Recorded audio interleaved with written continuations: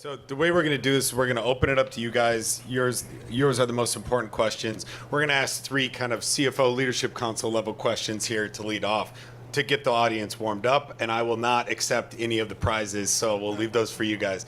So Tim, what an incredible journey. Just three kind of high-level questions here that I think folks in the audience will find your answers to interesting.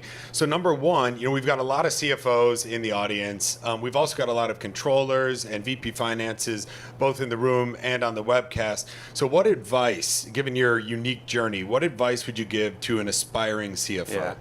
I think I've alluded to this a number of times as I've pointed to the right, but I think that the most important thing that I've learned, and I've been fortunate over the last 17 years, is that the success, my own personal success or organization success, is much more a result of the people you put around you than yourself. And so I think that finding the right people, finding A-plus talent, identifying that talent, cultivating that talent, rewarding that talent, putting those people in positions to succeed, challenging them, giving them opportunities to grow, and building that team around you is probably what I think has been the most important factor of our success and my own personal growth. And so I'm going to sort of give a nod to my team over here, but really I think that's probably number one, is the importance of surrounding yourself with incredibly talented people.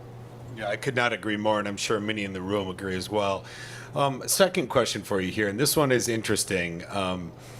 So what is one thing you wish you knew at the beginning of your CFO journey that you know now? Yeah, I think, it's funny, as I think about that first slide, and I think about my journey in phase 1, phase 2, phase 3, the first 10 years, and I made a joke, but it actually was serious, I was in Excel. That was pretty much the only thing I used. And I think what I wish I knew, which I now know now, is how important it is to embrace new technologies, be open to new technologies, adopt new technologies. The first 10 years, it was Excel and nothing else for me personally. And over the last 5 years, you've seen all the things we've done. We've integrated with all those new technology partners like Host. We're doing so much more. And so I think that I wish earlier on in my career I had just, and I've been a technology guy at heart, but I didn't embrace and adopt and look for innovative ways to use technologies to improve our processes as early as I maybe wish I had.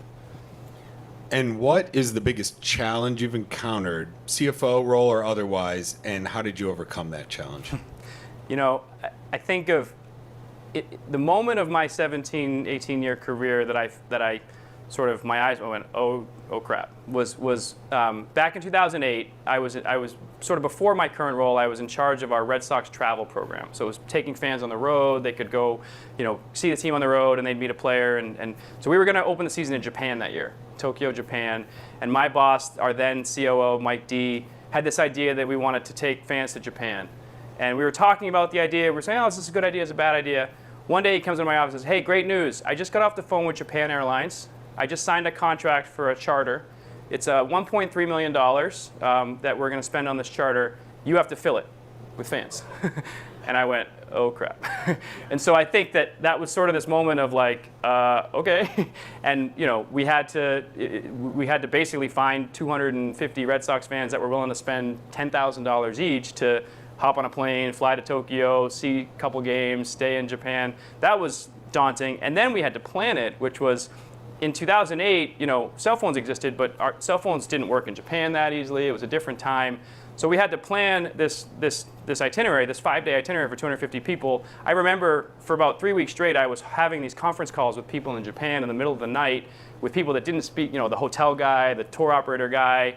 And then during the trip, and I'll maybe share more details of this during the cocktail hour, there were just a whole number of things that went wrong, but that ultimately that worked out okay. So at the end of the day, we sold enough packages that we didn't lose money on the 1.3 million. I think my boss actually just did it because he wanted to fly out in first class on this plane. That's why he did it, and I'm joking about that. But anyway, it turned out to be okay, but it was definitely probably my most challenging job. And certainly helpful to know who the Richie Riches were and who the Bargain Bobs were. Right? Yeah, well, we didn't know back then. We didn't have any of this, so we were just flying blind. flying blind. But anyway, yeah. Okay, thanks.